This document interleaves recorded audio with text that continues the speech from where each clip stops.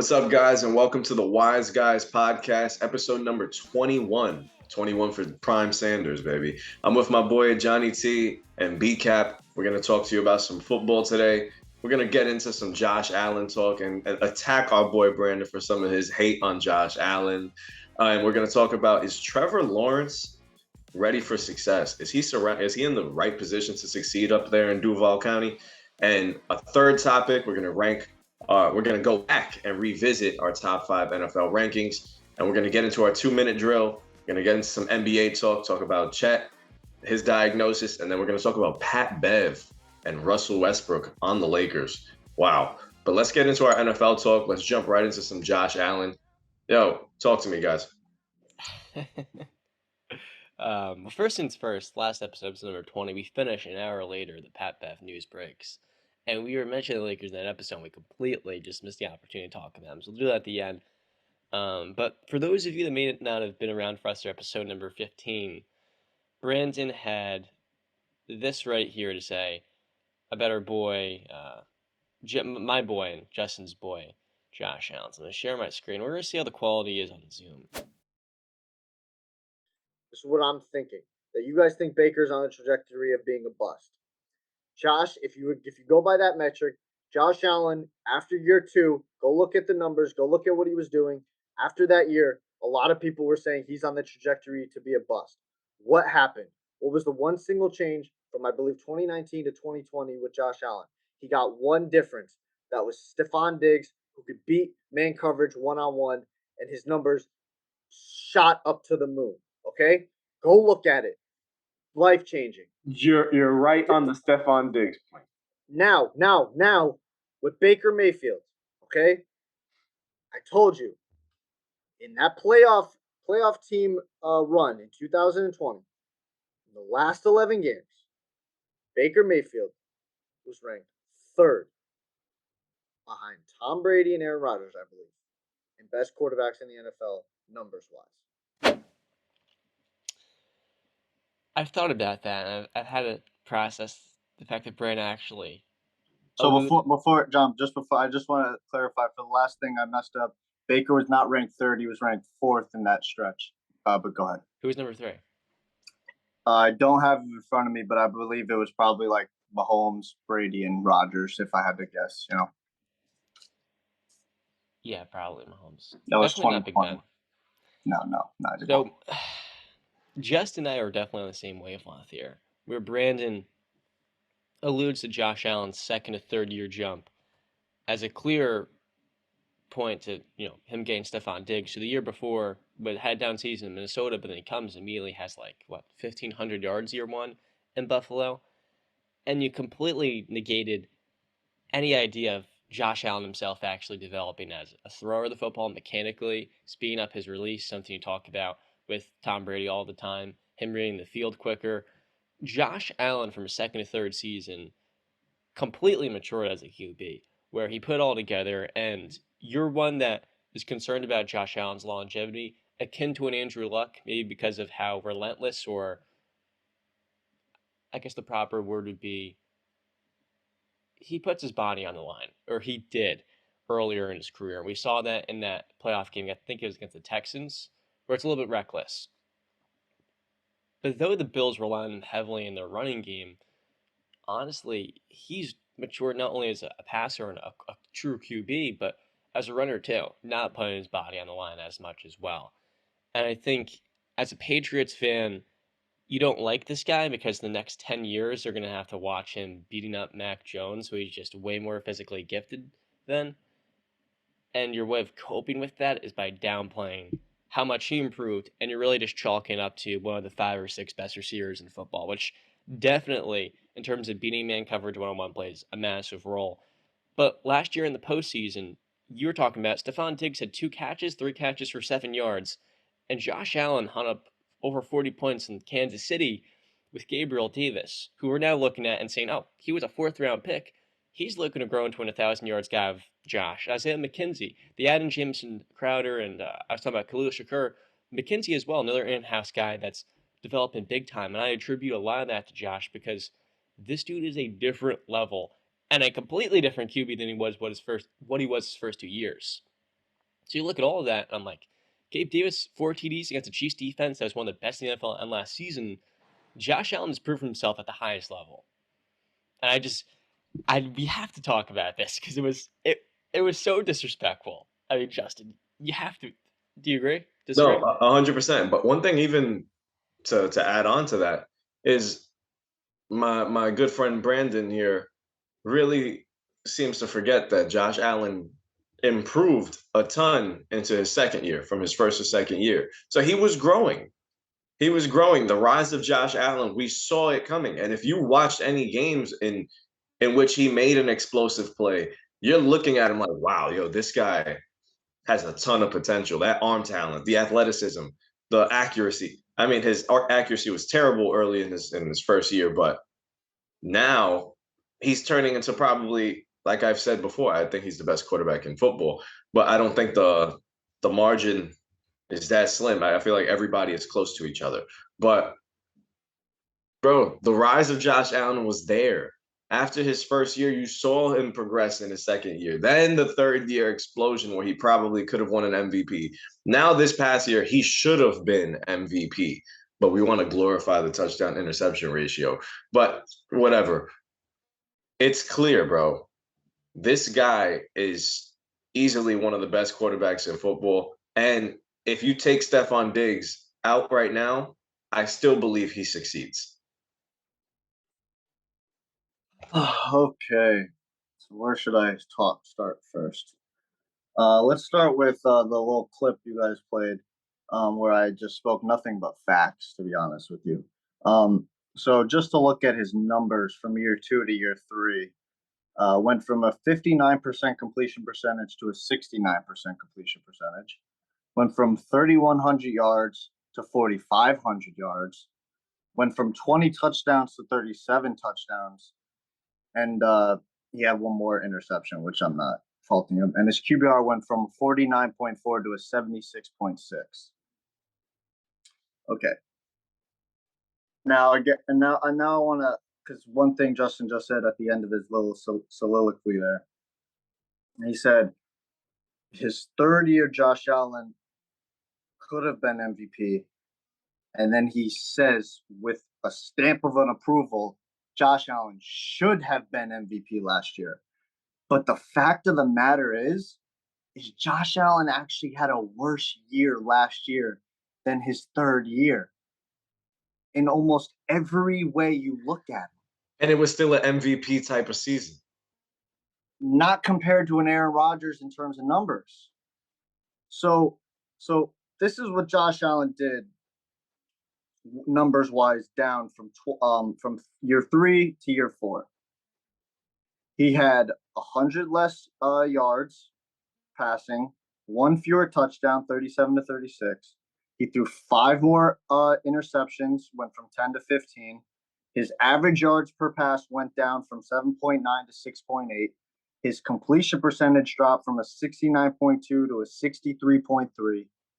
His QBR dropped drastically from a 76.6 to a 60.7. He also threw the ball 100 times more in his fourth season compared to his third, so they were leaning on him a lot more. Now, I just want to, these might shock you, right? So I just gave you the numbers. Now let's see where he ranks in the league last year. Josh Allen in completion percentage was ranked 24th in the league. That's behind guys like Daniel Jones, Taylor Heineke, John's boy Davis Mills, Jared Goff, Mac Jones, Tannehill, yada, yada, right?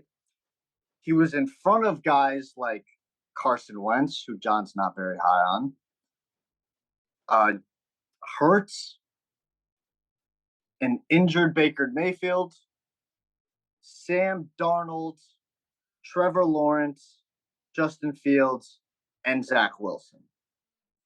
He was top 5 in his passing attempts, but he was only number 8 in passing yards. He was number 24 in average yards per pass, number 10 in passing yards per game, and tied for second with most interceptions with Herbert and Heineke. He was number 6 in QBR.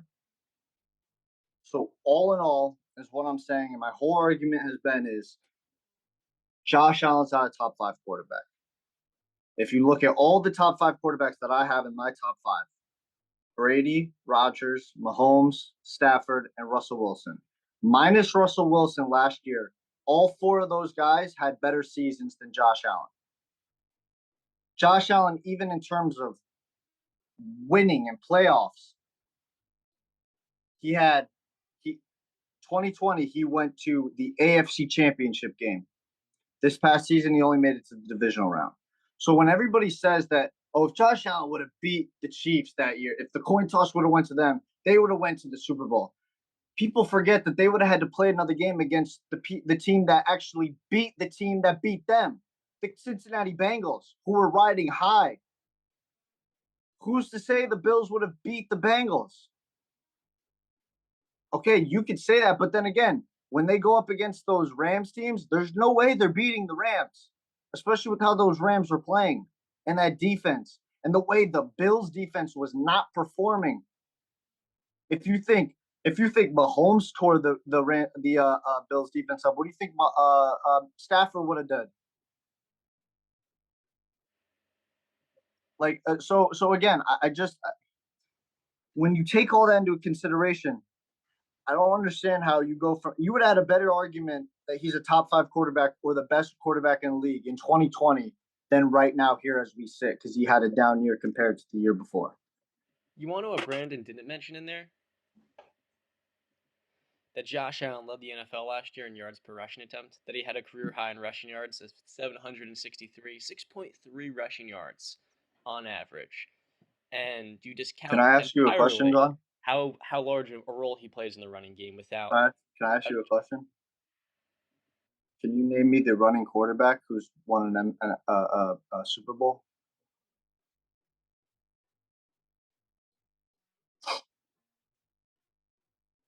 No, you can't. All right, then. Russell Wilson?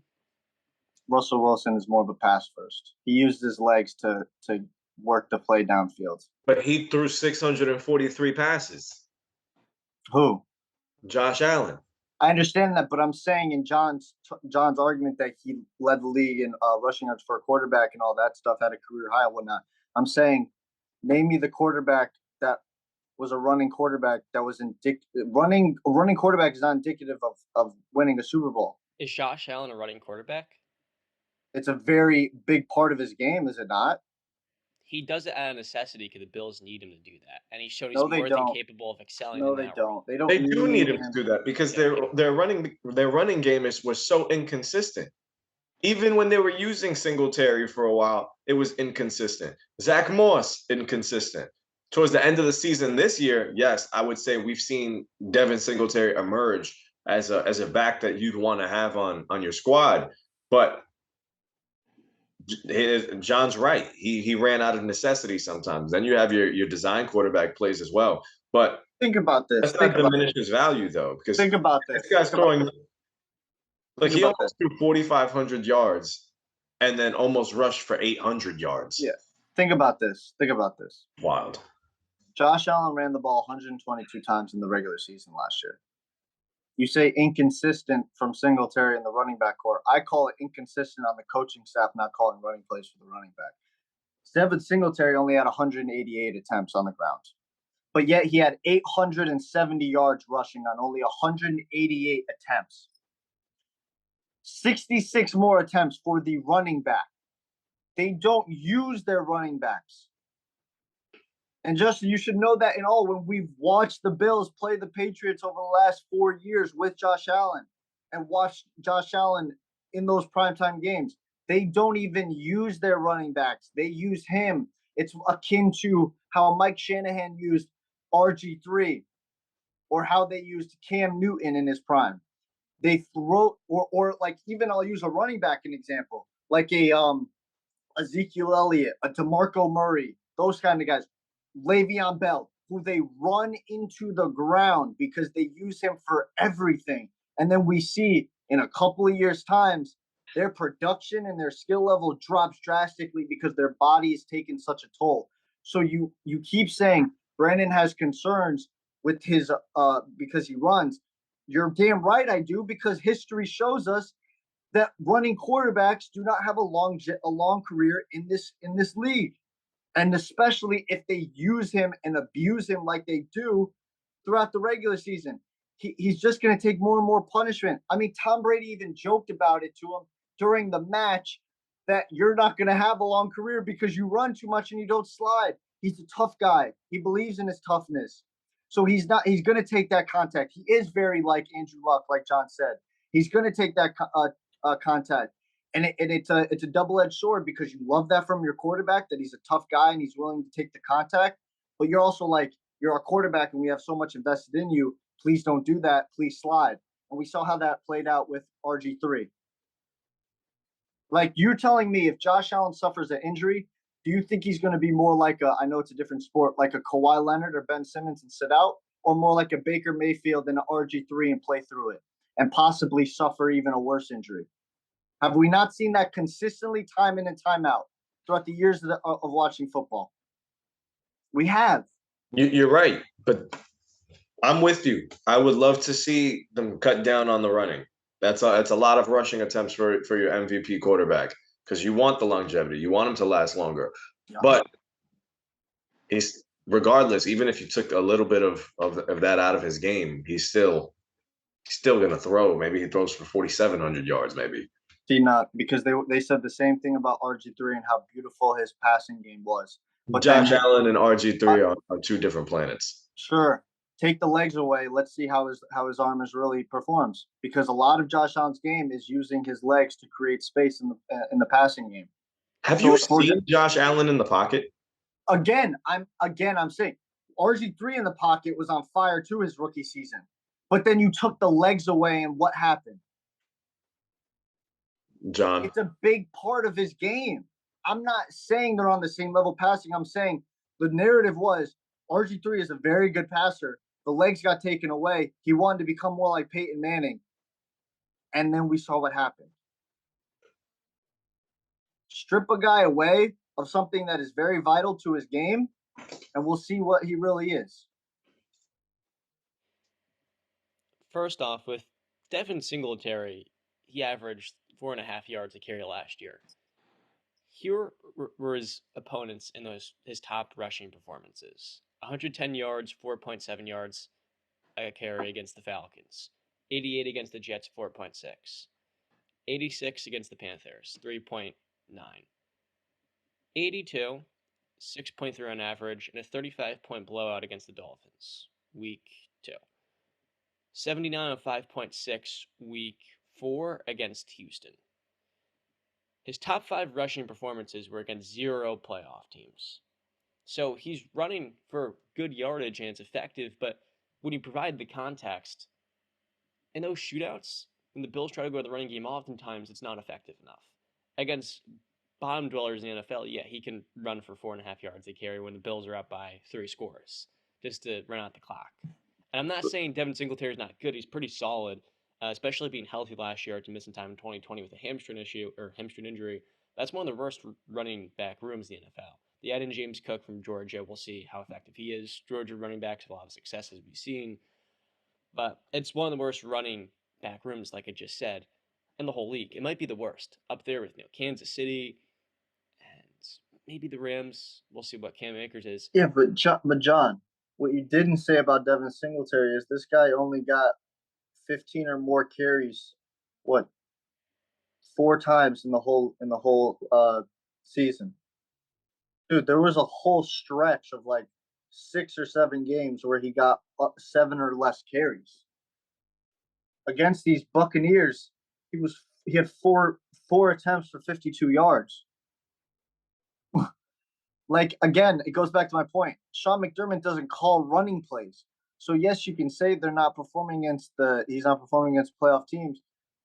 I say Sean McDermott's not giving the running backs the opportunities to do that because he just believes in Josh Allen. And I think, again, this is very much like Mike Shanahan and RG3, where he used and abused RG3, and eventually we saw the outcome. Now, RG3 is more fragile than Josh Allen. I will give you that. Smaller, slight of frame. Josh Allen's a big boy. But John's John's boy, Big Ben, how many injuries accumulated? And Big Ben's not the runner Josh Allen is, but they are compared to each other because of their stature and how they shrug off defenders when they get into the pocket and try and sack them. We saw how Big Ben's career started to wind down, how that arm wasn't the same. Again, Ben was also in his late 40s when he started to slow down, or late but 30s. but that's what that's why I said there was a difference in Ben. Ben didn't run like Josh Allen. Josh Allen runs. So now imagine if Big Ben ran like Josh Allen. Do you think he would have made it to his late 30s?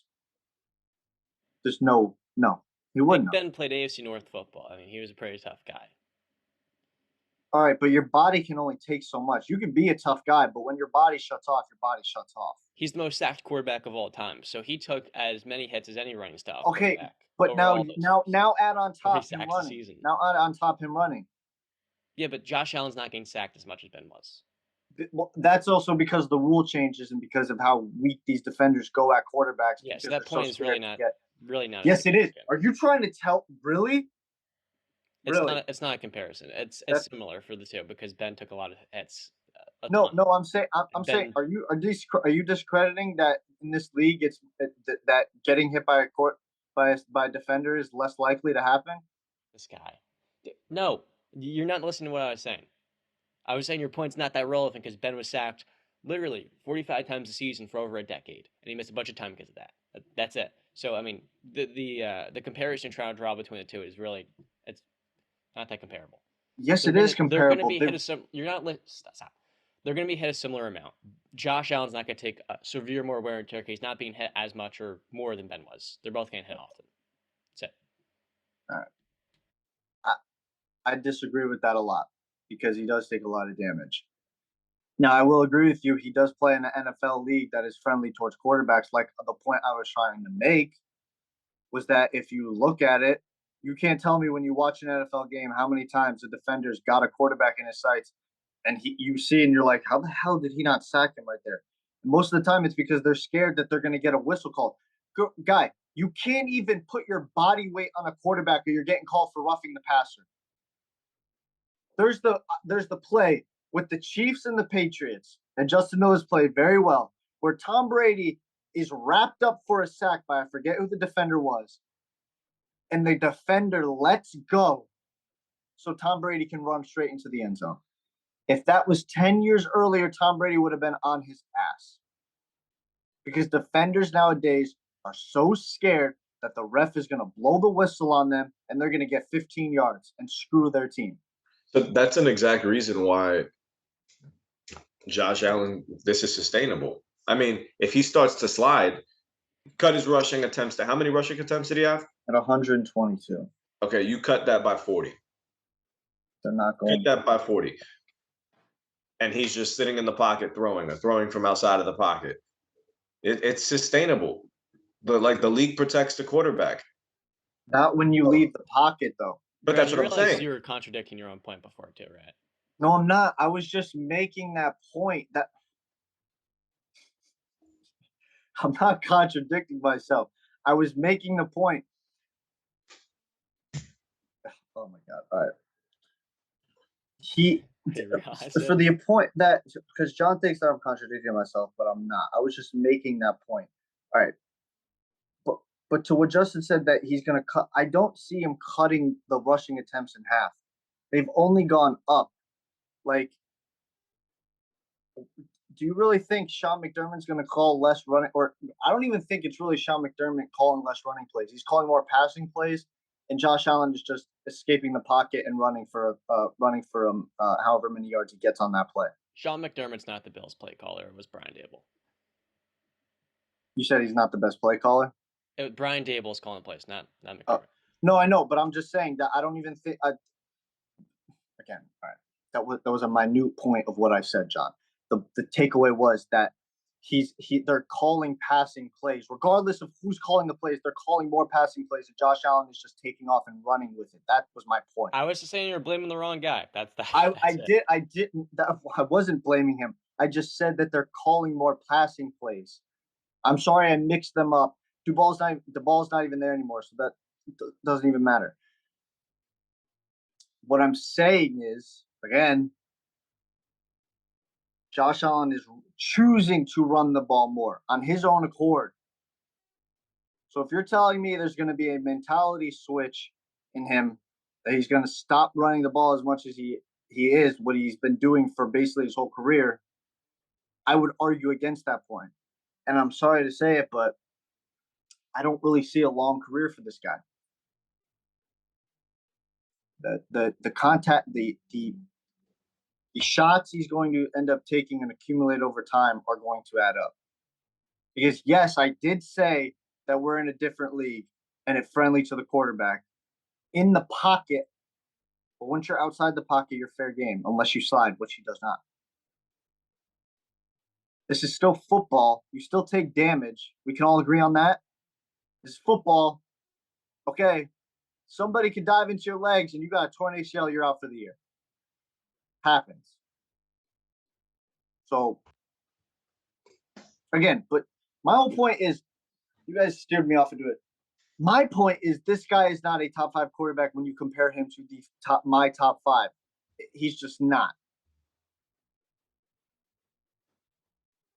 There's only I'm looking at the schedule right now, and I remember you saying that they didn't call enough running plays. So there was two instances where I'd say I agree with you.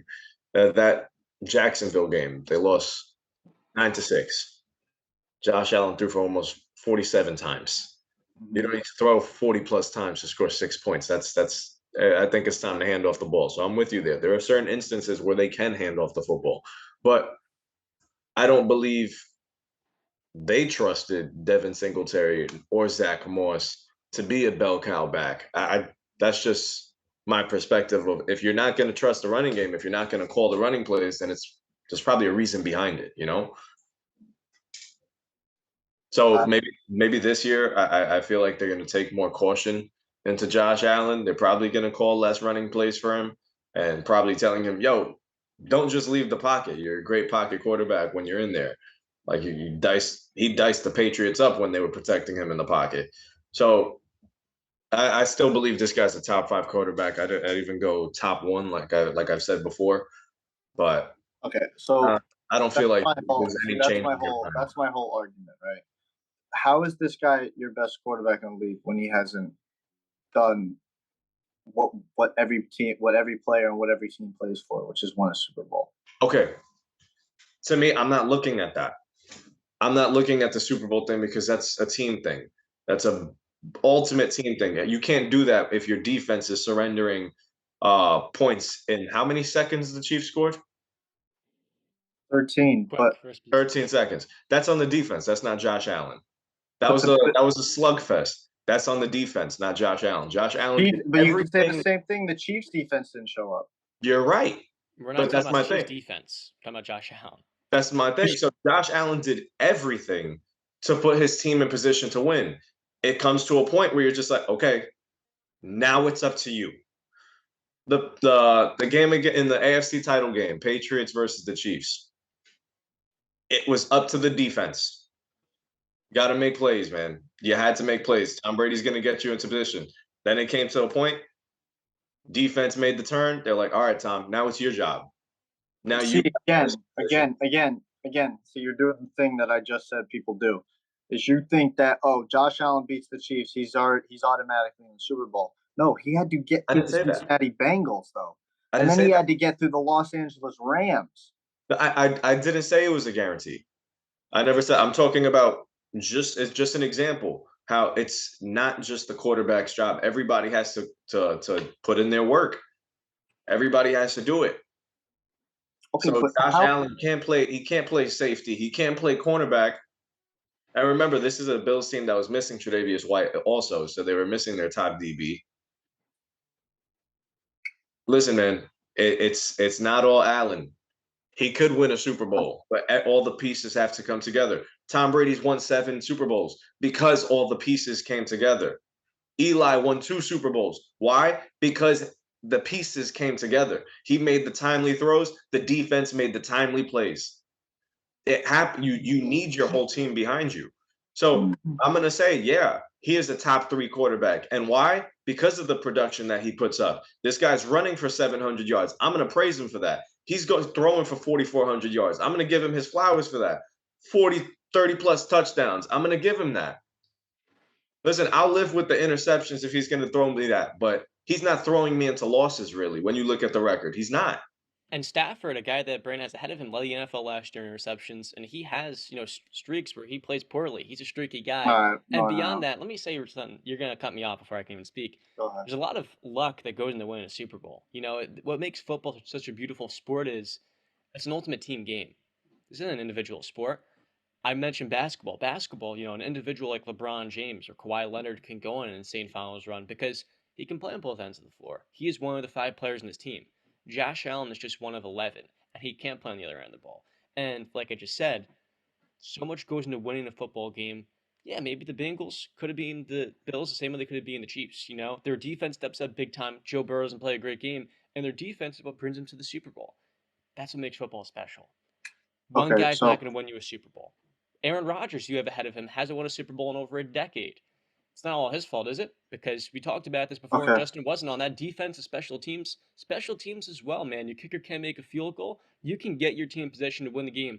But if, like that Vikings-Seahawks game where Blair Walsh couldn't make a 29-yarder, is that on the Vikings QB for not being able to say his team to succeed? Because he did his job. But see, again, you guys are putting words into my mouth.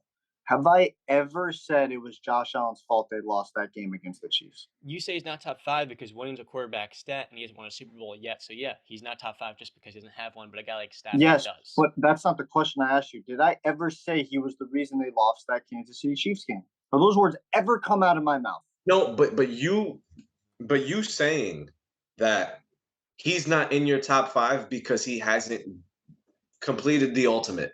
He hasn't reached the peak. So I ask you, let's rewind. Matt Stafford doesn't win the Super Bowl. Is he still in your top 5? Yes, and let me tell you why. Was he in your top 5 the season before that? Let me tell you why.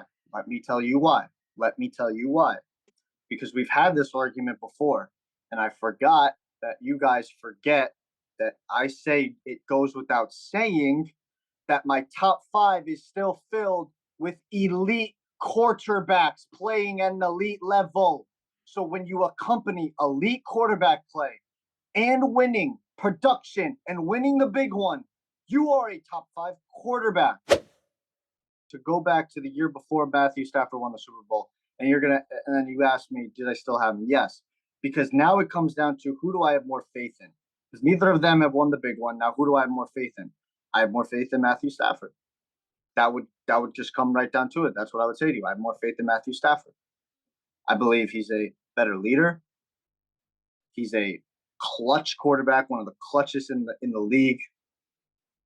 He's got the arm talent that can compete with Mahomes, Rodgers, Russell Wilson, and Josh Allen. Like, you can't tell me Matthew Stafford can't make every throw that they can make. He was doing no-look passes before Mahomes was even in the NFL. Before Mahomes even freaking got out of high school, Matthew Stafford was doing that type of stuff. So, again, I mean, he's still got one of the strongest arms in the NFL with elbow tendonitis. Oh, and one point John said he led the league in interceptions. Yes, we know Matthew Stafford's a gambler with the football. He's very Brett Favre like that. But also he's in a new system, brand new system. And again, he also, midway through the season, Robert Woods goes down. So all that chemistry goes out the door. Then you bring in Odell Beckham Jr. and you have to regain chemistry with him. Is that not valid? Or it's valid. That was just one of my points, though. You were saying Josh Allen's regression was part of your concern for not having him that high, but many quarterbacks, they'll drop from 69% to 63% completion percentage every other year. Quarterbacks like Pat Mahomes, he's been 66.3 over and over again. Not every quarterback is going to have the same exact completion percentage. Even Mahomes, he had an insane record-breaking 50 touchdown de facto rookie season, but since then he hasn't gone back to that level. He's regressed technically. That's what you're going to gauge to look at his production to say, oh, he's not the same quarterback. Because you're using that to apply to Josh Allen. Yeah, but I mentioned a 16-point drop-off in QBR. that you can't explain with, oh, that just happens. That doesn't just happen. 16 points is a drastic drop off. I'll give you 3 to 4 to 5. But 16 points? Mahomes, from his record-breaking sophomore season to this last year, dropped off 16 points in QBR. Yeah, because we saw what Mahomes was struggling with, right? There's a reason for that, because Mahomes had to learn how to play fundamental quarterback. And he did later in the season. He started to take what the defense was giving him and not go out of the pocket and make all these crazy throws, because that's not necessary at times. You can just win from the pocket. That's what basically every quarterback in the history of the NFL has done that are Super Bowl winners. And won from the pocket. I was looking at quarterback rating. It was actually 18 points, so even more than Josh Allen. All right. But again, like I just said, to explain that, how do you explain Josh Allen's drop-off? I got a question for that, Brandon. You heard? Yep. What would it take this year to catapult Josh Allen in your top 5? Because I'm assuming he's probably what, 6, 7, 8? I have it. Hold on. Right there. Josh Allen is number 8. Okay. What does he have to do to get to top 5?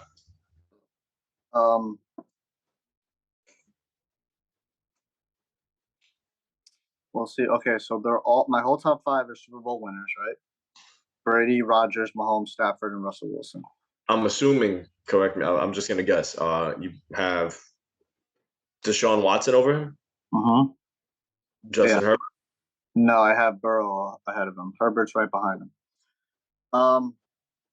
So I don't think he can get into my top 5, because if he does win a Super Bowl, then it comes down to who do I trust, like I said with Matthew Stafford before he won the Super Bowl. They both don't have one, so I'm going off which quarterback do I trust more, right? So if they all have Super Bowls, then my thing is, which quarterback do I trust more then? Because they're all validated. They all won Super Bowls. They all have elite numbers, right? So which one do I trust more? I will take my top 5 currently over Josh Allen, because I trust them more than I trust Josh Allen. Okay. My biggest. Oh, I'm sorry, John. Real quick. Just, you have Russell there, and I see Aaron Rodgers there. I'm not going to debate Aaron Rodgers, but I'll debate Russell, even though both of them haven't won a Super Bowl in quite a long time. Mm-hmm. And a very long time, in fact. So so you're debating Russell Wilson, you're debating? I don't have Russ in my top 5. I don't see, again, okay. I mean, I don't know how you don't have Russell Wilson in your top 5. He's a very efficient quarterback. Doesn't turn the ball over. He every single year late in the season drops off. That's part. And last year he was hurt. No, last year he dislocated his finger and had to miss games. But every year his production falls off in December. Those must. I don't. Talk about inconsistent. I would have to look deep into that. If you have the numbers to prove that, I would have to look deep into that. It's just, you watch the Seahawks, you notice it. And having Deshaun Watson over Josh Allen, when it's going to be 2 years when he actually does step back onto the court or the floor since the last time he played, well, he's also running quarterback and hasn't won anything. He has 1 playoff win in his entire career, and one of the most embarrassing playoff blunders. Talk about football being a team game. His defense was a large reason why against the Chiefs he blew a 24-0 lead. And beyond those 2 things, Deshaun Watson is a piece of shit of a human being. So why is Deshaun Watson over Josh Allen? That's insane. Okay, again, bringing personal stuff into this is a minute point in my opinion, because we're talking. That's just the bonus points, because you talk about leadership. Deshaun Watson doing that so he's not available for his team is not good leadership. Okay. You can say that again. I don't bring off. He sat out last season. And really pretending that the Texans didn't play. I hear you. Talk about leadership. That's poor leadership right there. I hear you. Franchise quarterback, they're paying $230 million guaranteed to. So yeah, it does play a role. It should, because I would love if Deshaun Watson wins a Super Bowl for Cleveland. Fact of the matter is, if I'm a Browns fan, I'm still saying I don't want this guy as my quarterback. Simple as that. Yeah, well, you're not every Cleveland Browns fan, and I would imagine almost every Cleveland Browns fan is fine with them having Deshaun Watson as their starting quarterback. Okay, again, I'm not bringing off the field stuff into it because I'm not. You talked about him being immature. You said the Browns think they're getting a more mature quarterback going from Baker to Deshaun. You're like, how is he more mature? Talking about maturity as well. That plays a pretty big role in leadership, does it? I never said that. You said how do the Browns think they're getting a more mature quarterback going Uh, from Baker no, I Mayfield said that. to I said Deshaun? that. I never said he was more mature. You're putting what I. Those words never came out of my mouth that he's So you're more alluding mature Baker than is more Josh mature. Allen. So you're Huh? alluding Baker is more mature than Deshaun Watson, and you had Yes, he is. Deshaun But over I Josh never Allen. said, John, you're putting words in my mouth again. I never said he was more mature or a better leader than Josh Allen. Those words never came out of my mouth. No, I'm saying Baker. You're saying he was more mature than Deshaun Watson. So Deshaun Yes, Watson is less mature, and to me, he's a terrible leader. Not someone I want running my football team. Okay. And so that only plays into a bigger complex of I'd much rather have Josh Allen. It's not even a discussion. Okay. Can I go now? All right. The reason I have Deshaun Watson over Josh Allen is because I trust him as a quarterback. Again, I'm talking on the field as a quarterback more than Josh Allen. I saw what he did in Clemson. I saw how he played against St. Nick's defense and the elite level. I believe in him as a winner. I think he's a winner. I just do. On the football field, he's a born winner. That's what he does. So if you're going to ask me who I believe in more, I believe in Deshaun Watson on the football field more. Yes, he hasn't played in 2 years. Okay. Let's see how he performs up. Football wise, I can't put Deshaun Watson over Josh Allen. When you say, especially, I'm kind of surprised with the trust part that you trust him more on the field than Josh Allen, because when we saw Deshaun Watson in a playoff game against the Chiefs and he had a huge lead, that was probably one of the biggest choke jobs I've seen in a long time in a playoff game. Like they had that game sealed if he just played the elite football that we've come to see from Deshaun Watson. So I can't say I trust him. That's why I say I trust Josh Allen, because he went into Arrowhead and literally went toe to toe with that guy. He didn't lose because of himself. He lost because of everything else. But that's just a me thing. I love Josh Allen. I personally believe this year, I'll go as far to say I really do think the Bills are going to represent the AFC in the Super Bowl this year. I really believe it. I think that they've just been waiting just to get over the hump, because they could have done it any one of the last 2 years. But this is the time that they get over the hump. He's battle tested. They're all battle tested. They make a couple more additions. You add Von Miller into the fold, the two-time Super Bowl champ. They're ready. They're ready to go. The AFC East isn't, I love my Patriots, but I do believe offensively and even defensively, there's a big gap between the Patriots and the Bills. Patriots will be competitive. Bills are Super Bowl contenders. That's the difference, just from just a potential playoff team to a Super Bowl contender. So I think the Bills can go into Arrowhead and beat the Chiefs. I think the Bills can go into Cincinnati and knock off the Bengals. I think they can go into Pittsburgh on a cold day and knock off the Steelers, or go into LA and light up the Chargers. I really believe Josh Allen is in the perfect position right now to win a Super Bowl. Not going to happen. I don't know why you say not going to happen, because Not going to happen. the best team in the AFC, whether you think it's the Bills or you think it's the Chiefs, and it's I don't even think it's the Chiefs after they lost Tyreek Hill. They're going through a totally new. This is going to be a new Chiefs team that we see. I don't think we're going to see Patrick Mahomes go for 50 touchdowns this year. But what's the difference between what the Bills have, what the Bengals have, what the Chiefs have, what the Chargers have? What's the difference? Well, with the Chiefs and the Bengals, they have two quarterbacks that have gone to a Super Bowl and one that won it. Okay. What else? Joe Burrow didn't win the Super Bowl. If that's what you just said. I didn't say that. Yeah. I said two quarterbacks that made it to a Super Bowl and one that won it.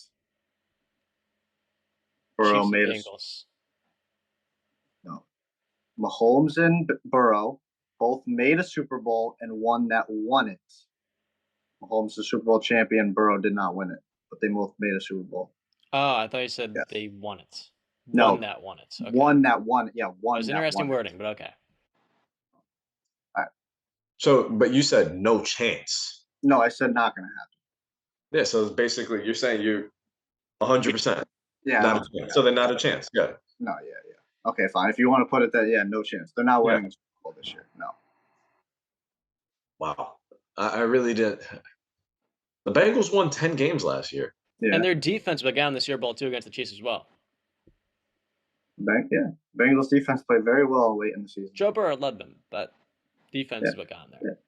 The defense played very well late in the season. I agree with that. I'll never say no chance because the Bengals lost a game to the Jets this season.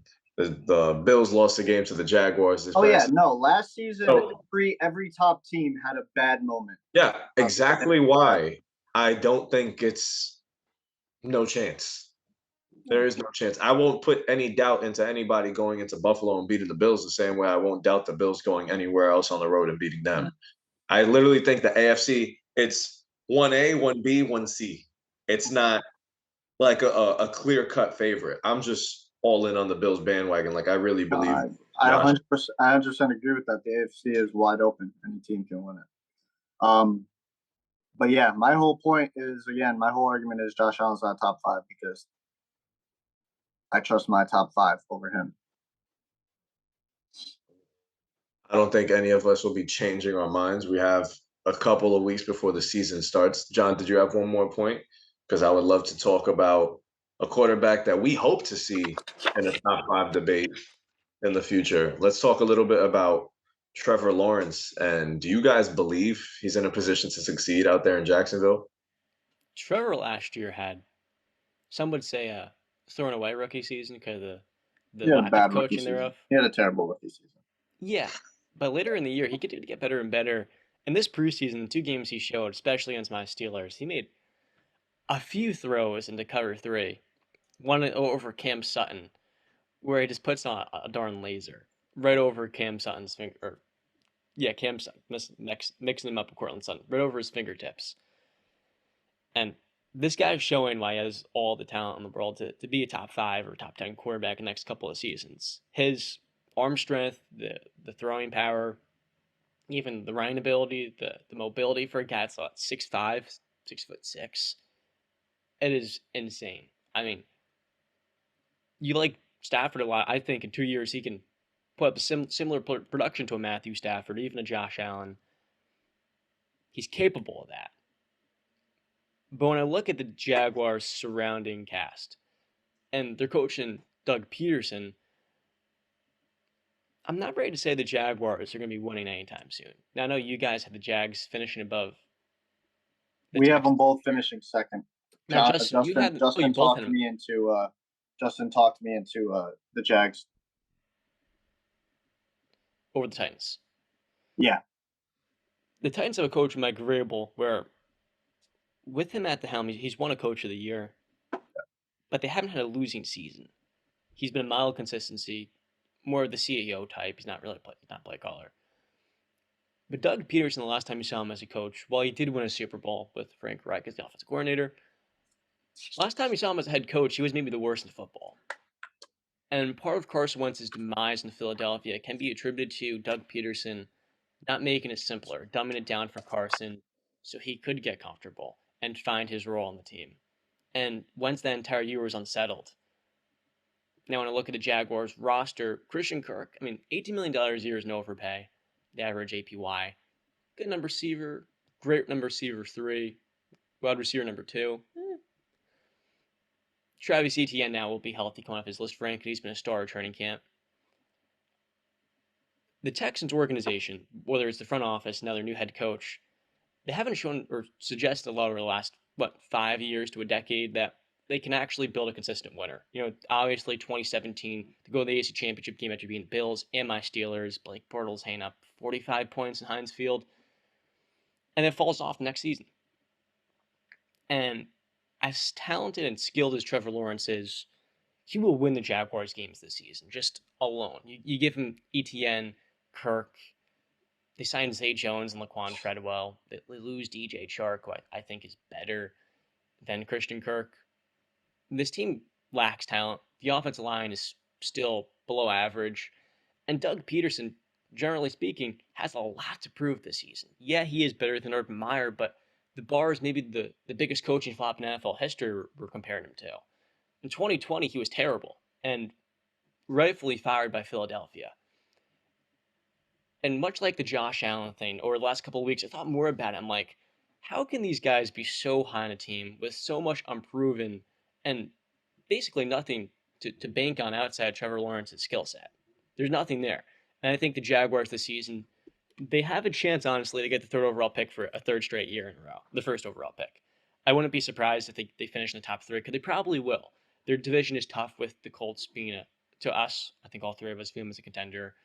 The Titans, maybe they missed the playoffs, but like I said, with Vrabel, they're going to be super competitive. And the Texans are a team I think can win like 5 or 6 games. The AFC is a dogfight. There's no way this year the Jaguars win more than 5 games. I just don't see it. And quite frankly, long term in Jacksonville, I think this franchise is going to fail Trevor Lawrence. I think he could be a top 10 quarterback, but similar to Matthew Stafford in Detroit, a guy you love, Brandon, I just see a lot of his talent being wasted over these next couple of seasons. And I'm really worried about what this franchise is going to do to him. So I just want to say about Dougie P. I don't know, man, because this is a little weird to me, John. You have no concerns in New Orleans with Dennis Allen, but you have concerns with Doug Peterson, who is a proven head coach, won a Super Bowl against New England with a career backup in Nick Foles, and you're basically basing him on one season alone in 2020, the year he got fired, which was his worst season. Because if you look at it, right, 2016 went 7-9. 2017 he went 13-3, won the Super Bowl. 2018 9-7. 2019 9-7, and 2020 4-11-1. Postseason record of 4-2. 2 first place division winners, 1 second place, and 2 fourth places in 5 years. Now, in 2020, I vaguely remember this stat being thrown around during that year, but when I saw it, when I was looking it up, I was just like, oh my God. So in 2020, the O-line reached a record 14 different O-line combinations. So that's the kind of instability on the football field that Doug Peterson was playing with. And even in 2018 and 2019, that team was riddled with injuries. Derek Barnett missed games, Ronald Darby, Rodney McLeod, Jalen Mills, Timmy Jernigan, Alshon Jeffrey, Carson Wentz, Nigel Bradham, Darby again, Brandon Brooks, Deshaun Jackson, Malik Jackson, Alshon again, Timmy Jernigan again, Lane Johnson, Jalen Mills again, Jason Peterson. All these guys, Jason Peters, I should say, not Peterson. I want to get this right. So the year after they won the Super Bowl, right, they started off 4-6 in their first 10 games. Then they won 5 of the last 6, including upsets over the Los Angeles Rams and the Houston Texans when Deshaun Watson was there. They made the playoffs and they beat the number 3 seeded Chicago Bears. You guys probably remember this game. And during the last 10 seconds, Doug Peterson called the timeout, negating Cody Parker's successful attempt, icing him. And Parker went on to miss the second one, which is known as, you guys know, the double doink.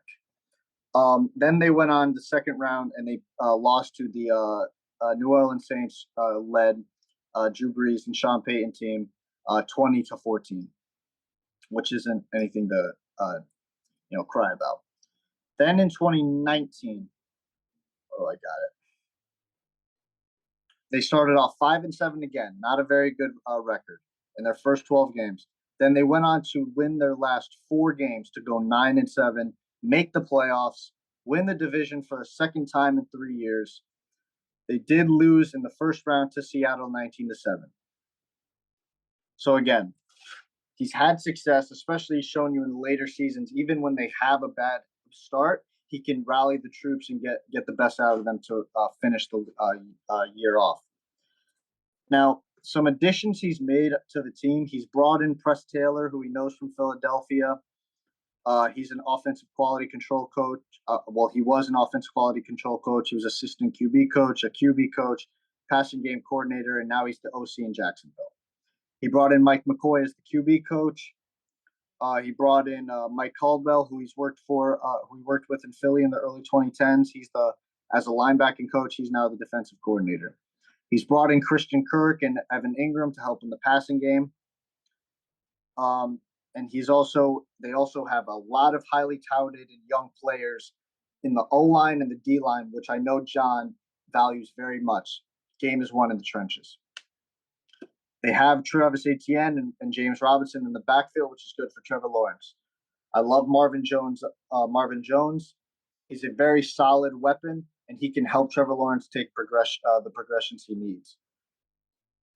I look at the Jacksonville Jaguars team, and again, I had him third place when we talked about the AFC South, and then Justin went on his little tangent that he did with the Jaguars, and he talked me into it. I said, you know what, Justin, you talked me into it. I will take the Jacksonville. You never say I don't agree with you, Justin, but you don't want to remember that one where I said, you know what, Justin, you talked me into it. God damn it, I'm putting my faith in Trevor Lawrence and Dougie P.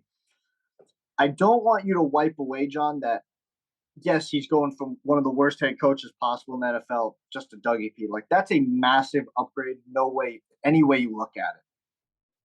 So I just look at the Jaguars and I say, you know what? You say, how do we have so much faith in an unproven team, John? I say, and I'm probably going to butcher the saying, but there's the old saying is, you haven't done anything until you do something. So let's see if they got it in them. That's what I'm saying. That's where my belief is coming from is, yes, they haven't done it and they're unproven. Well, let's see if they can do it. And I think they can do it. Hey, Brandon, if I could hug you right now, I would. Hug me, brother. There's like not much I have to say after that. Brandon literally knocked down every single reason why I'm on the Jaguars train. I do feel like, and I get what you say, that the bar is pretty low after what Urban Meyer did. So you could have brought in me and it would have been just set it up a little bit further. But Dougie P, he's not a below average coach. He's not number 30. Was he his last season a below average? It was a rough season, but remember, he's been dealt some cards, man. Injuries all take a role in it. His relationship with the quarterback, Carson Wentz, was never on the field for him when they needed them most. Like, he dealt with some crappy hands there in Philadelphia sometimes. And you know what? One year he turned water into wine. They win a Super Bowl. You know, anything that happens right now, the Jaguars are going to improve because of the head coach, because of the new culture that they're going to build there. People love Dougie P. Yo, I love watching the videos of him every time he's breaking down a meeting room. He ends it with, all right, guys, let's go get ice cream. Let's all eat some ice cream. Like, yo, the players love him. And I think he's probably the perfect coach right now to step into this situation. I don't think he should have been without an NFL job. He has to be a head coach, and he found the right spot. I think the Jaguars and T-Law, I think they're gonna shock a couple of people, man. Justin, I just gotta say, because it made me laugh when you said, "Let's go get some ice cream." It reminds me of the Hard Knocks clip with Rex Ryan. I forget what he says exactly, but he just screams, "Now let's go get some effing whatever." Guys, remember what he said? I think he's like cheeseburgers or something. I love that type of energy, but that just made me laugh. Go ahead, John. Yeah, man, it's awesome, dude. So that's why I feel like the Jaguars are primed just to take another step. I'm not saying they're making the playoffs, but we're going to see some growth from Trevor Lawrence. And most important, I think that's the most important thing, that you see the people that you've drafted and your rookie franchise quarterback take that next step. Because last year was a disaster. So you want to see him grow from that. And he said, "Let's go eat a goddamn snack," is what he said. I love me some Rex Ryan. Go ahead, John. Talk to me, Goose. Okay, I wanted to play that clip for us, so let me give you.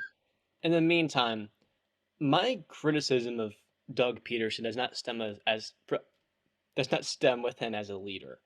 It stems as a play caller, because last time we saw him as a coach, his play calling was horrific with Carson Wentz, and that, whether or not by coincidence, comes right after Frank Reich left, who played a large role in assisting Carson Wentz's development and helping stabilize and build a really strong running game in Philadelphia. So without Frank Reich as his offensive coordinator, we have not seen Doug Peterson prove himself as a high-level head coach. We just haven't.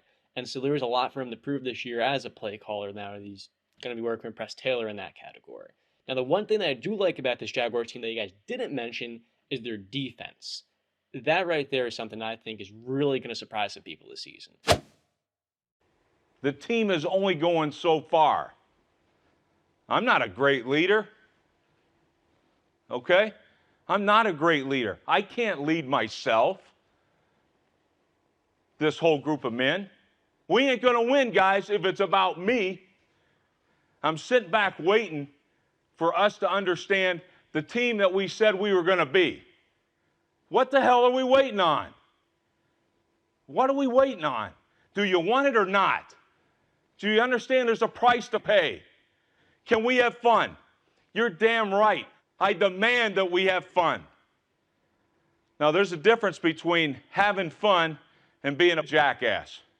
Our defense was a jackass when we went to Hofstra, eating a bunch of cheeseburgers before we go stretch and all that. That's being a jackass. You can be a world champion, but not like this. We won't win it.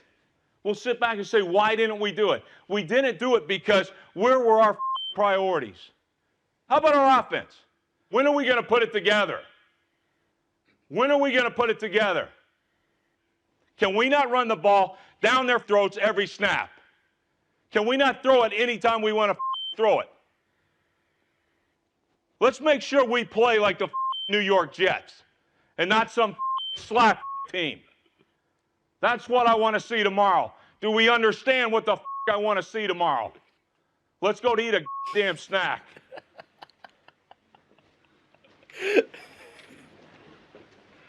He's one of the greatest. That made me want to run through a wall. Right? I was like ready to go. I thought he was talking to me for a second. God, I miss Rex Ryan as a coach, dude. Okay, so back to Doug Peterson. You guys doubling down at the Titans, or the Titans will finish third and the Jaguars second in this division. Yeah. Yeah. Duval. Yes. Titans have Now, I tougher don't know schedule if I than have they them go as a for. playoff team. No, I don't. Well, yeah. John was just went, whoa. But, yeah, I probably don't. I mean, there's the entire AFC West, the AFC North. No, they're not a playoff team. I think that This shouldn't be a thought. That thought should not be in our mind. Something, anything can happen on any given Sunday. If the Jaguars make it to the postseason this season, I don't know what I would do, but it would be the most shocking thing. The Bengals made it last year. All I gotta say to the Jacksonville Jaguars, all right? Go watch some Friday Night Lights. Clear eyes, full hearts, can't lose. The Bengals made it last season, but I mean that Bengal team was much better built than this one. Yeah. No, they're probably not going to make the playoffs. No. Yeah. But we're talking about a bottom 5 team over the last couple of years. So why don't we talk about, let's revisit our top 5 teams. Y'all cool with that? Let's have some fun. Do we have our top 5 teams? I believe so. From last time we did, Yes. I think it was on episode 2 or 3. Yeah, 2 months ago. I have my list. Okay. I'll read. Who wants to kick this one off? I'm going to read you your top 5. You know what? I'll kick it off. You'll kick it off? All right. So BCaps top 5. He had the Rams finishing as the number 1 team. The Bucks were number 2. The Chargers were number 3. The Bills were number 4. And the Colts were number 5. No, you'd like to shake up? Yeah, I'm gonna shake it up. Little extra. Wait, did I just hear shake? Wait, yes. Somebody coming to shake it, bake bit. No, I'm just kidding. You guys are gonna. It's gonna be a long season with my boy Baker looking regular season form. But I'm going to shake things up. I do want to say before I say this. This is not where the top 5 teams that I think are going to finish, top 5. These are my top 5, like, quote unquote, power rankings or whatever, who I believe are the top 5 teams. So the top 3 teams, I'm not going to change. Los Angeles Rams are still number 1. I believe they're the best team in football. especially with adding Bobby Wagner. I think that defense is going to be just that much better with that guy right in the middle. Now you got a game changer on all three levels of the game on the defensive side of the ball. Matthew Stafford, second year into this system.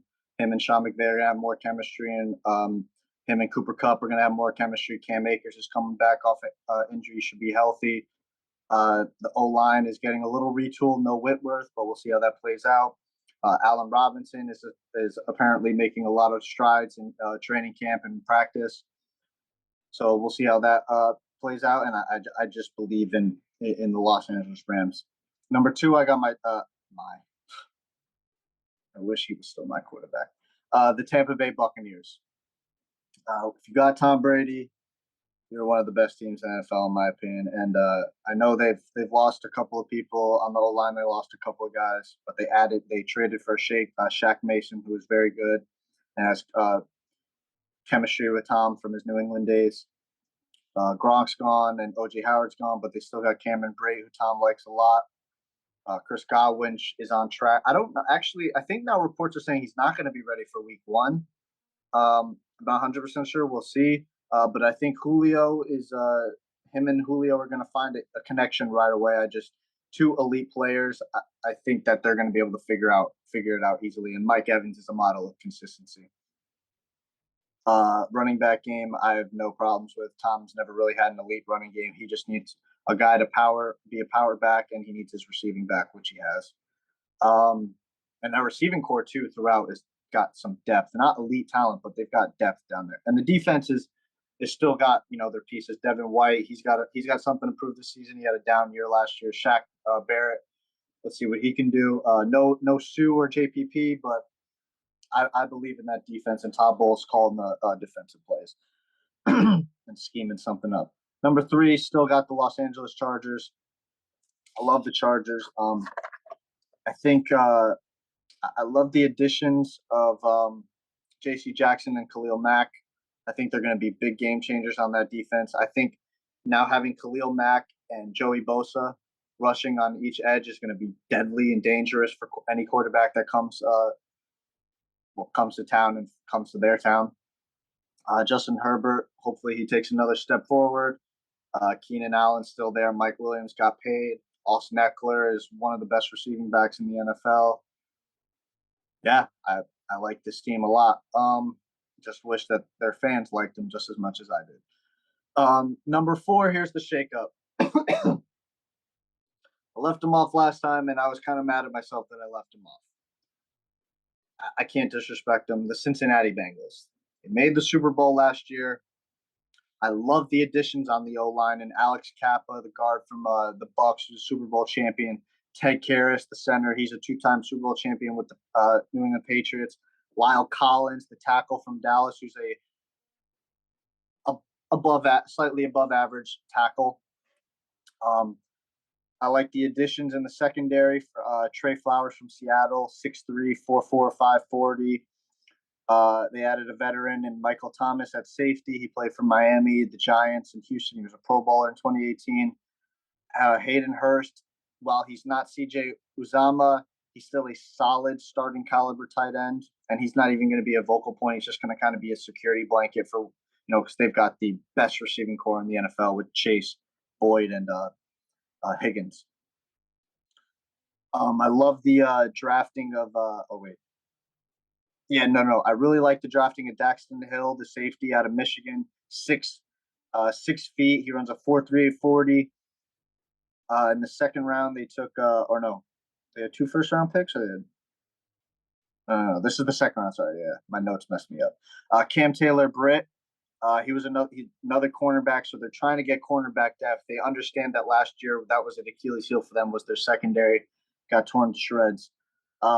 He's out of Nebraska. He also runs a 4.38 40. So they're moving in terms of with the NFL, and where the NFL is now a speed-driven league. They're trying to catch up and be like, okay, we got to play like the Miami Dolphins, the Kansas City Chiefs, the Chargers. Speed, speed kills. So I just think this offense is arguably the best in the league. Like at every level, they have a very good player. I didn't even mention Joe Mixon, who's a Pro Bowl caliber running back, in my opinion.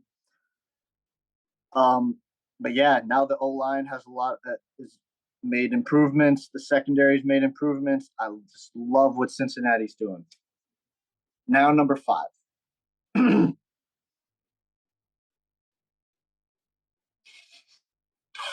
gonna get some heat, but it's all right. I love the heat. You need me to beat a bad guy, I'll beat a bad guy. Number 5, the Kansas City Chiefs. Now, obviously, right, you're gonna throw at me the losses. Anthony Hitchens, Melvin Ingram, Kyle Long, Tyrann Mathieu, Gerard Reed, Mike Hughes, I should say, and Javarius West, right? But they've made some nice sneaky moves that I think are very good. I mean, one is they were able to retain Orlando Brown Jr. with a franchise tag.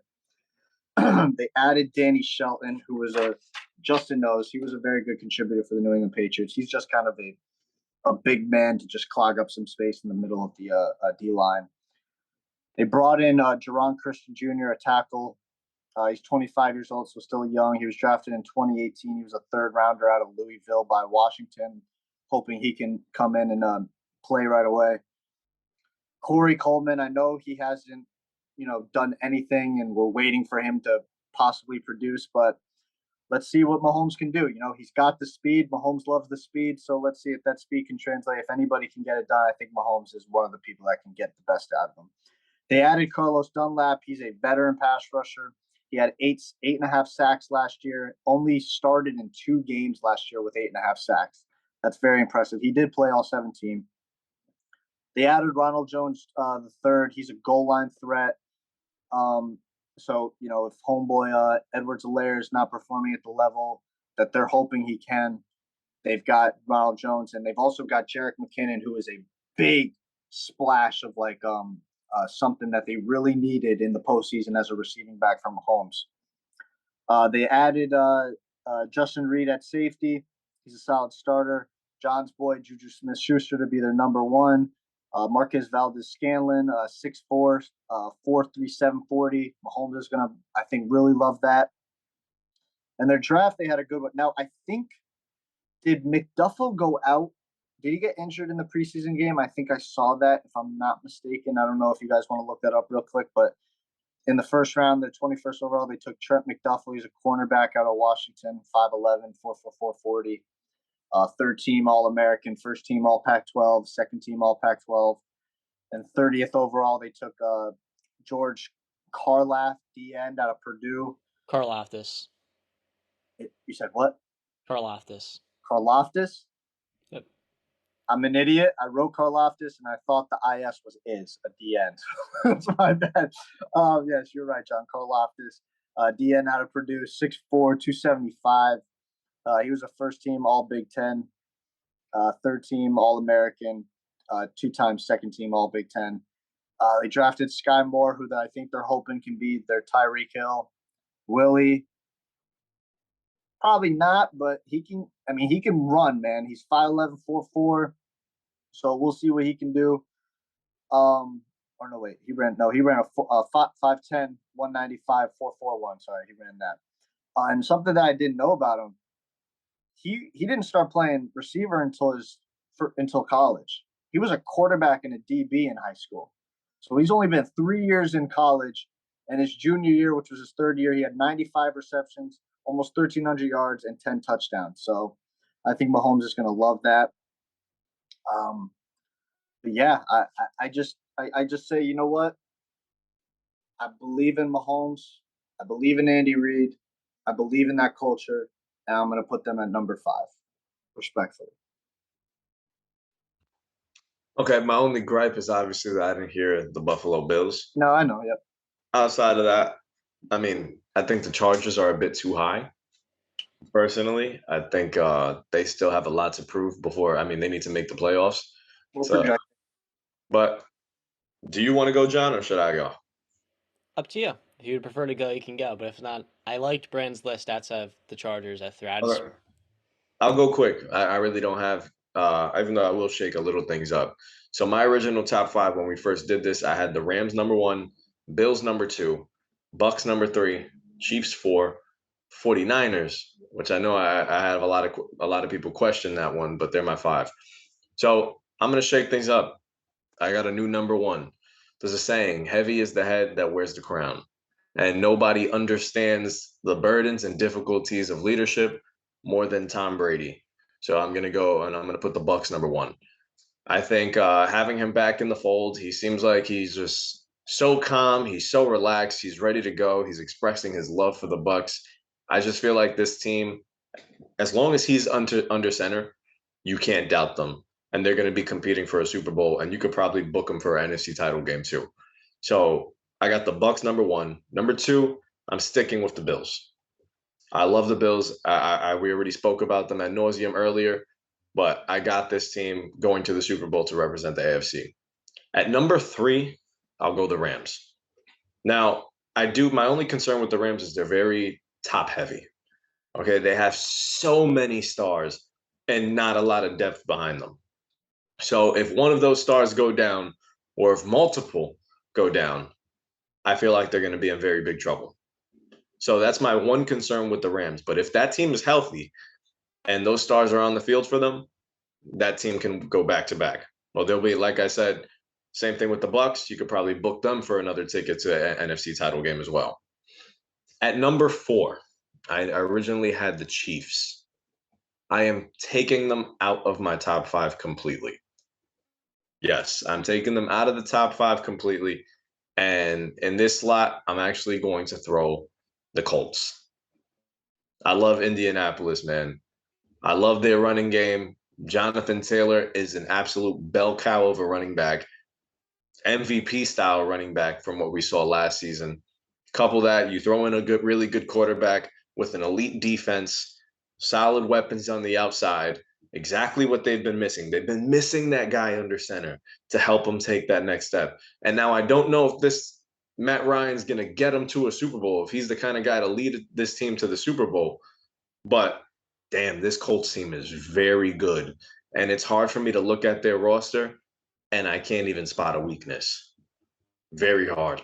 So I got the Colts overtaking the Chiefs there at number 4. And I'm going to stick with my 49ers at number 5. I still believe Trey Lance is going to be an absolute stud. I think he's going to shock a lot of people. We'll have a Lamar Jackson type of impact on the 49ers offense and the team, period. So I'm going to roll with the 49ers. So with that, shaking everything up, Bucks number 1, Bills number 2, Rams 3, Colts 4, 49ers 5. Sorry, Chiefs. Can't hear you. I know. You're a bold man. You really are. Listen, Your man. level of decisiveness with that. Listen, I don't know what we're gonna get out of the Chiefs. They still don't have a running game. I can't say I trust CEH. I don't know if he's gonna finally take that next step. And then no Tyreek Hill. I don't know. I think they'll be a very good team. You could book them to win 11 games maybe, but they're not my top 5, man. I have to take them out. Do you want to read my top 5 list? So I can Yeah, let's go. I got need you. you. Okay. So John's top 5. Number 1 were the Bills. Number 2, the Rams. Number 3, the Bengals. Number 4, the Chargers. And number 5, the Bucks. That was a horrible list. It's awful. It was so bad. And you want to know why? Is because 2 months ago in late June, early first week of July, that was based off of pure roster on paper. I didn't take into account some things which is going to completely shake this up, which is, what it takes to win football games. Continuity, structure, coaching, potential will go in there as well. First off, the Bengals and Chargers are gone, and so are the Rams, actually. Sebastian Joseph Day is a player. Yep, he went to the Chargers. Rams lost him. The Rams lost a lot of key pieces this offseason. Yes, they brought in Allen Robinson, but what it took to get him was losing Von Miller, and they gave up a pick to get Von, so they didn't draft until pick 104. They also lost Andrew Whitworth, one of the best tackles in the game, Austin Corbett, now in Carolina, who developed into a pretty good guard for them. Odell Beckham Jr., if he returns, won't be a negative. I think there's Probably 50% chance he returns there, but who knows? He can go to a place like San Francisco, a division rival instead. We have no idea. They lose Robert Woods through trade. Darius Williams, a corner who stepped up big. When you win the Super Bowl and you're in the spotlight, teams are going to go out to your players. So the Jaguars pick him up. Sony Michel, who gave him good reps, and in place of Cam Akers, he is now in Miami. They lost a lot this offseason. And like you said, Justin, they're not replenishing stuff through the draft. They didn't pick until the end of the third round. So, yeah, I don't think it's crazy to have some teams over the Rams. Number one for me, Brandon, you're going to like this. I had the Buccaneers. I just can't go up against Tom Brady. Go up against Tom. The offensive line lost Alex Jensen at center. It happens. Injuries, especially in the interior, they're going to pile up in the season. But you look at Tristan Wirfs and Donovan Smith at tackle. Of course, Julio Jones coming in with Russell Gage. Leonard Fournette's getting into shape. I think Rashad White out of Arizona State can play a pretty big role as a receiving back for them, kind of like a new James White. The Buccaneers' defense is special, and Todd Bowles, I'm high on him and Dennis Allen because as coordinators, they're terrific. And I think as he showed in New York, he could win football games. I mean, if you can win 10 games for the Jets, you have my stamp of approval. You just do. So I had the Buccaneers at number 1. It does in a little bit. Moving the Bills to 2, it was tough because I think they're in the same exact tier as the team at number 3, which may surprise Justin. The Bills' issue is an inadequate run game in the cold and an offensive line that you're not going to write home about, right? But in terms of the weapons, you add in Crowder and Shakur, but Isaiah McKenzie stepping up big time in training camp. I think there's such a surplus for Josh Allen to go with between Diggs, Gabriel Davis, who put up 200 yards in the Chiefs in the second round of the postseason. I think that Bills' offense is special. Then you get your Tre'Davious White back in there. That's a scary group. Number 3, I got the Chiefs, though. I think those are my 1A and my 1B in the AFC. Justin, the Chiefs have won this division every single season since 2015, and I don't see that changing. After Tom Brady left the Patriots, the best quarterback-coach duo in the NFL is not even close. It is Andy Reid and Patrick Mahomes. Pat Mahomes, for me, is obviously top 3 quarterback. If he's not number 1, he's number 2 or 3, depending on how you evaluate Rodgers. And Andy Reid has just brought a level of structure and consistency with his Chiefs team. I'm not worried about them losing Tyreek Hill. You lose a lot of upside there, top end wise, his big playability, but last year his average depth per target was a career low for him. When the Chiefs were struggling in the season, they showed 2 things. 1, they could win simple. Brand talks about them sticking to the fundamentals. Pat Mahomes learning that. They've dug themselves out of the mud time in and time out. When I look at a team like the Chargers, we have no idea what Brandon Staley's going to be as a head coach. He can be good, he can be bad. He's a total wild card. With Andy Reid, he is showing Pat Mahomes year in for the last 6-7 years, or the last decade now, because it's the 10th year of the team. Pat Mahomes has definitely shown more than enough for me to think Sky Moore this year can come in and have 900 yards and be a sneaky rookie of the year pick. Juju Smith-Schuster is number 2. If he can stay healthy, because he plays so tough and physical, his body's being put on the line week in, week out. Playing off of Travis Kelce, the best receiving tight end in the league, there's so many weapons there still. You have Marquez Valdes-Scantling coming in as a big play guy. McCole Hardman last year had a career year toward the end of the season. He improved. There's a lot of weapons in Kansas City. This isn't, Green Bay. You have the proving talent, the best tight end in the league. The running game is not there, yeah, sure, but you have the best interior offensive line debatably in the NFL between your 2 rookies last year and Creed Humphrey and the kid Smith, Trey Smith, and then you have Joe Thuney at left guard. So I think the offensive line has improved more than enough. The defense is adding George Karlaftis. Maybe he'll be like a Frank Reich replacement. I'm high on the Chiefs this year. Number 4 for me. Initially, I had the Chargers at 4. No, the Chargers at 4. I'm switching this up with Green Bay. Aaron Rodgers this year is going to have another MVP caliber season. This defense is going to be top 5 in the NFL. Without Devontae? Yeah. You're getting both of your tackles back in Bakhtiari and Elton Jenkins. You're getting Jair Alexander back as well. You're getting development as well. That defense is scary, is it not? It might be the best in the NFC this upcoming season, depending on how much they can stay healthy. And you have the best quarterback in the conference after Tom Brady. You have one of the best running games in the NFL, one of the best running back duos. Matt LaFleur, sure, he hasn't, shown without Aaron Rodgers he can win at a high level. But with Aaron Rodgers, what's his record been? At the top of the league? Has not. So you lose Devontae Adams, the best receiver in the NFL. But early in the season, this defense and the running game is going to be what helps them just get by. But by the end of the season, can Christian Watson gear them up another level?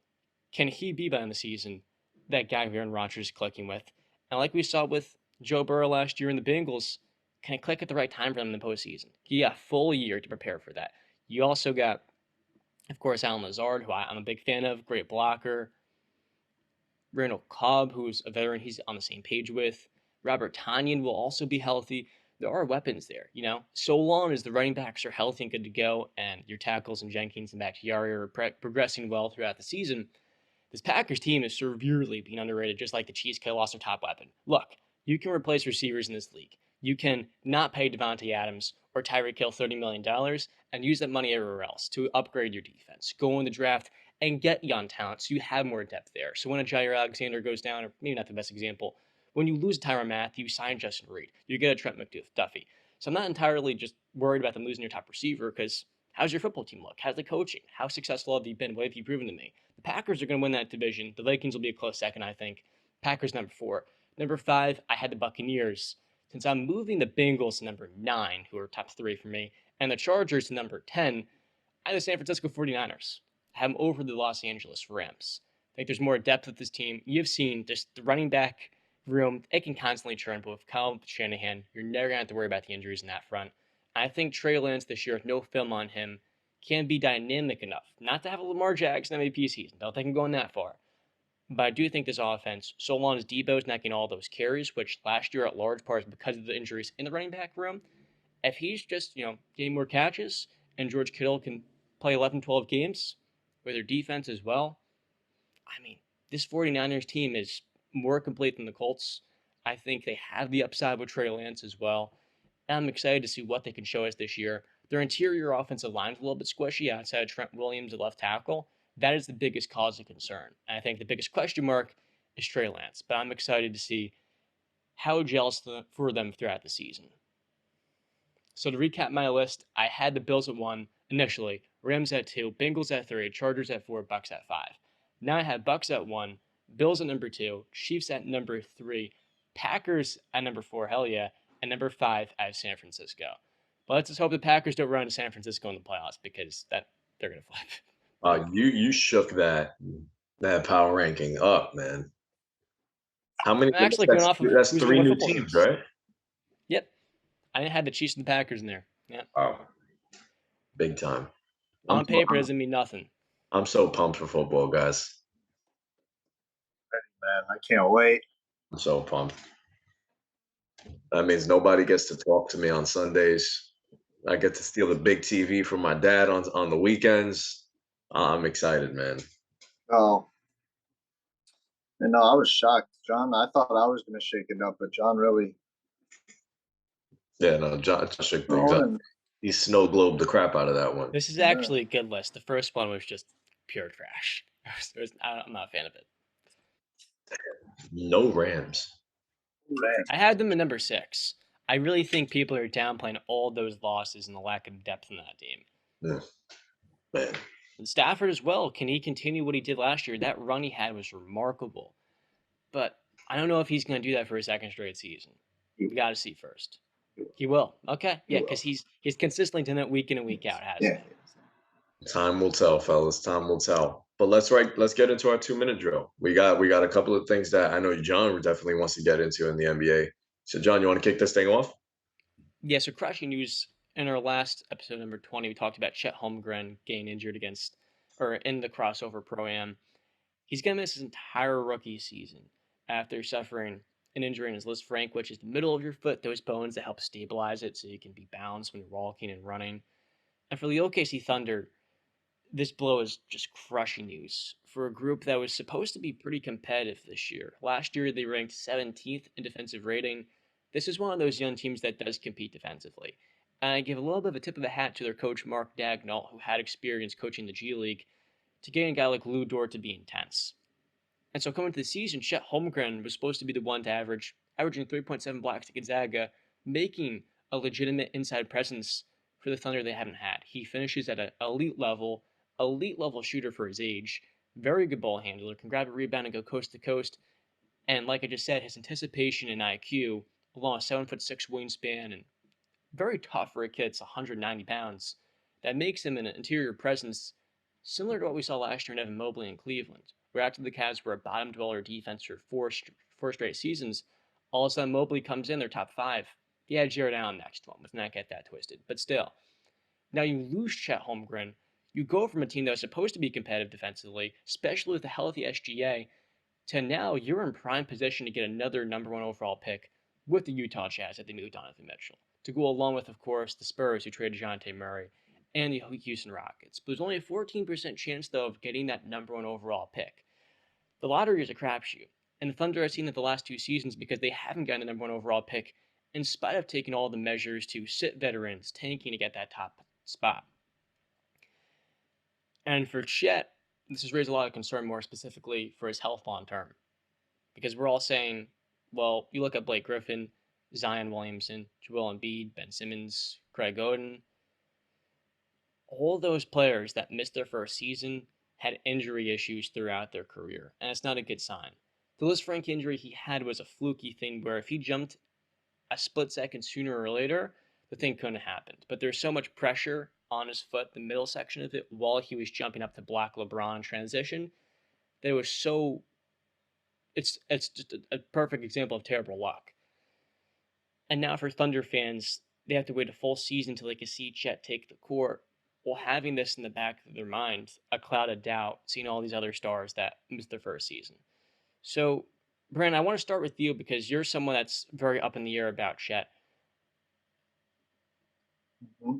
For OKC specifically, is this something that they should be worried about not having him for this upcoming season?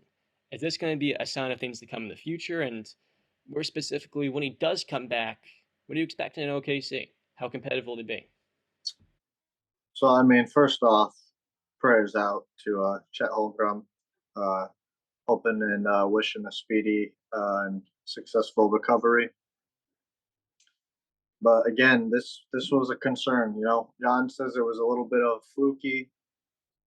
Okay, but this was a concern for people. Is that his slight frame? Will it be able to hold up in the for a long, grueling season? And he didn't even make it to the start of the season. He didn't even make it to freaking training camp, or preseason, whatever you want to call it. So for me, I mean, sometimes injuries can be a blessing in disguise. We'll have to see how it plays out to make that, you know, proclamation, I guess you want to say. Yeah, we're gonna have to wait and see, you know, when he comes back, if you know, he's okay. Because I don't.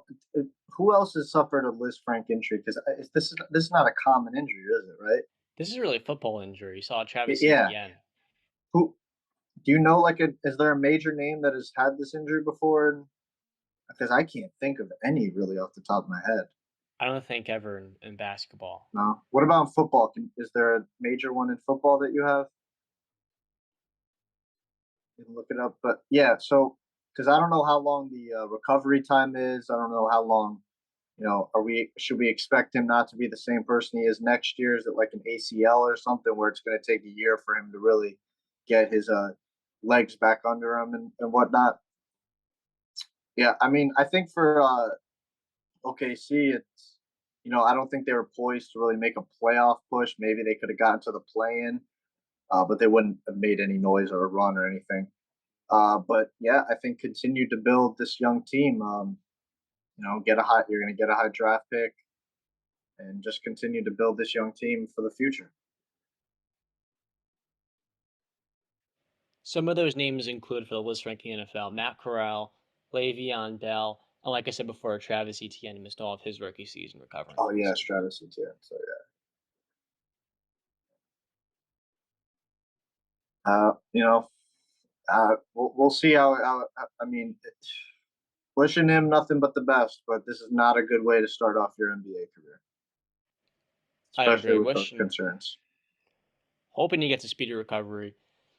This is though a little bit concerning for a big guy like that. That, you know, people think he's not going to be able to handle the NBA physicality, but look at Kristaps Porzingis, just any guy like that, where you have an injury early on, sometimes it can be a sign of what is to come. But Mhm. for Chet, he's 20 years old. This kid loves playing the sport. I think he's a special talent and a top 2 prospect for me in the 2022 NBA draft. Just a special, unique all-around big man with a skill set that helps make teams contenders. And my biggest concern, quite honestly, is not really the injuries as much it is OKC being bad for another year leads to a young core where you have 15 guys that are 22 or younger, and you can only develop so many of them. You can only have 2 or 3 priorities. They're about to have 5 or 6 priorities, where these guys are lottery picks and they have star upside, and that's what OKC is going for, star talent. And they're doing that to create a long runway for themselves. But at a certain point in time, Shea is 24 years old. You can't rebuild for 3 more years because then when you start winning, he'll be going on 28. And, it's hard to flip a switch when you're rebuilding for 5 or 6 years. And then you tell these now 24-year-olds who all they've known in the NBA is losing on a rebuilding team, playing meaningless basketball at the time to compete in the playoffs. It's a lot easier said than done to just have that complete 180. I think the thing that sucks the most is just the kid's so young, man. And then you get so pumped up to see some of these players that I'm not all too familiar with everything that Chet has done, but I've ranked him pretty high as people I'm excited to see this upcoming season. But it always sucks. So speaking from just a sports fan perspective, in every sport, this happens every year to a top prospect, a first round pick. It's really deflating because some people don't bounce back from it. You know, you could be 20 years old and you'll never play the same that you were when you were 18 or 19. No chance at progression. So I really, as Brandon said, my prayers are with the guy. I hope he has a speedy recovery because I would love to see OKC rise back to success, man, because the franchise kind of deserves it. They really deserve it. So speedy recovery, Chet. Hope to see you on the court pretty soon. Well said. That's just so true. Sometimes guys don't always just, stay healthy for the rest of their career. It's always easier said than done when you want to eliminate any doubt of him missing time throughout his career. Now, moving to Los Angeles, the Lakers made a big time move. Now it's sending Jalen Horton-Tucker to the Utah Jazz for Patrick Beverley. Beverley, a 40% three-point shooter in 5 of the last 6 seasons, while defensive leader who has only missed the playoffs once in the last decade during his NBA career, is looking to revitalize a Laker team that needs three-point shooting, defense, accountability, and some level of intensity that they lacked last season. Justin, got a question for you. With this team the Lakers have built, they signed Toscano Anderson from Golden State. They get Lonnie Walker from the Spurs, who I thought was a horrible fit for them. An isolation player for a team that needs floor spacing. Okay. They also get in Damian Jones and take a flyer on Thomas Bryant. Is this Lakers cast good enough to support LeBron AD? Because I've heard you guys both say, so long as the surrounding talent is just adequate, they can prove to beat any team in the postseason. With Patrick Beverley coming in, where do the Lakers stand in the West? I'll still stand by that. Exactly what you said. I'll still stand by it. One thing that I love, man. Okay, Pat Bev is this player that you hate to play against, but you love to have on your team. I've played baseball for a long time, so I've played against people and I've been on teams with the people that I feel that way about. And Pat Bev seems to just fit right into that for the Lakers. I feel like him going there just gives the Lakers this edge. It's not an edge of showtime, but it's an edge of grit. It's an edge of toughness. It's an edge of just, yo, I'm gonna steal your candy, man. Like I'm gonna go and I'm gonna beat you down, and I'm not gonna give a damn. And I love the energy that he plays with. He's not gonna drop 30 points. He's not gonna give you 25 points. No, but this guy is gonna play every second with his heart. And I think that's the kind of thing that these latest LeBron teams don't have. They don't have that guy that has that edge. I mean, you had Caruso, who played with heart 24/7, but now you throw in Pat Bev, who has been a serious culture changer. He changes the vibe in a locker room in any team that he's on. So I think he'll fit right in. I think he'll change a lot in this Lakers organization, and I think they're going to be pretty fun to watch. And then he said it. He was like, I think it was a couple. Was it this past offseason or somewhere? It was a couple of months ago. He was talking with Stephen A. Smith, and he said, "If I'm on the Lakers, we're going Western Conference Finals." But even before that, he even said, somebody asked, like, if there was one player you want to play with, who would it be? LeBron. Yeah. So I want to just say, first off, when I saw this move, I said, "Wow, I really like this move." I would have loved this move if we would have got him on Miami, but that's a moot point at this point because he's now a Los Angeles Laker. So when I saw this move, a couple things just started going through my head, right? First off, I like this move.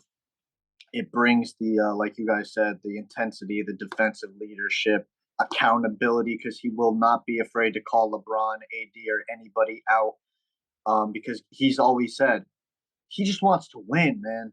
He does not care if he scores 20 points or 0 points. He doesn't care if he has 8 assists, 12 assists, or 1 assist. He doesn't care. He wants to win. He's going to do everything to win. He's going to do those gritty things that other players don't want to do. He's going to dive for loose balls. He's going to chase rebounds. He's going to defend 95 feet or whatever the hell it is. He's going to nag you and annoy you and be a nuisance and be a pest. I love that from Patrick Beverley. He's a winning basketball player, and I love what Justin said. He's a player. When he's on your team, you love him. When he's not, you hate him.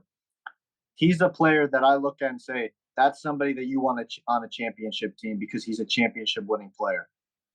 He understands his role, he accepts his role, and he plays his role to the highest level that he is possible. Another thing that swirled in my mind was, is this the beginning of the end for Russell Westbrook in LA? Because we all know the history. The clips, the tweets, all these things, the comments were all swirling when this trade was made. Russell Westbrook saying during an interview, a post-game interview or whatever it was, man, Pat Bev is tricking y'all. He just running around doing nothing, to paraphrase. I think so. If I had to lean on, I think Russell Westbrook's going to be on his way out. I think Patrick Beverley is enough of a leader on a team that he wouldn't have a problem with Russell Westbrook. I think he would accept it. I think he would accept his role and be like, you know what, Russ, it's in the past. We played basketball. We both wanted to compete and win. It's in the past. Let's shake hands and let's go try and win a championship. I don't think Russell Westbrook will do that. I think he's in his own. I think he thinks that Pat does his stuff intentionally. And I just don't. I think he'd look at him cross-eyed the whole time, and you don't need that in your. It'd be like Kyrie in Brooklyn. He's going to mess up that chemistry and break that team up. Excuse me. So I think Russ needs to go. And I was looking at some trade packages that are still out there that they can go get.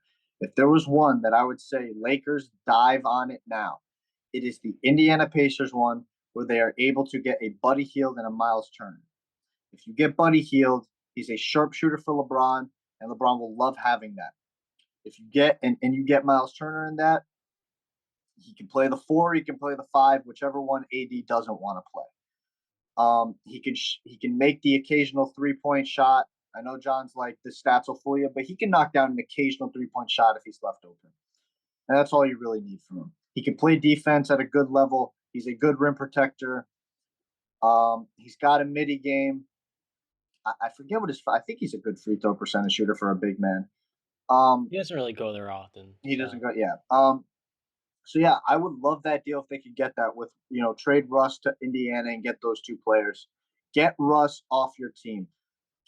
Sometimes it's a negative can turn into a positive. If you -1, subtraction by addition is what they call it. Get rid of a player so that your team is better. Russ needs to go. He's not a winning player. He's not going to be a part of a winning culture on a championship team. He's just not. So I love the move. Westbrook's got to go, and let's make a deal. And I told you, I said the Lakers got to move in their back pocket. The Pat Bev move is not the move. I think that was their backup plan because they can't get Kyrie now. I think that the move that they're going to go on is that Indiana Pacers deal. I think that is the move they have in their back pocket, and they're going to work to make that deal done. Genie bust, just give up one of those first-round draft picks. Who gives a crap? Whatever. You're trying to win now. Let's go. Yeah, I don't think it's Genie bust. I think it's more so the genius that's building this Lakers roster, and that's a hint of sarcasm. Rob Pelinka is a terrible GM. Terrific agent.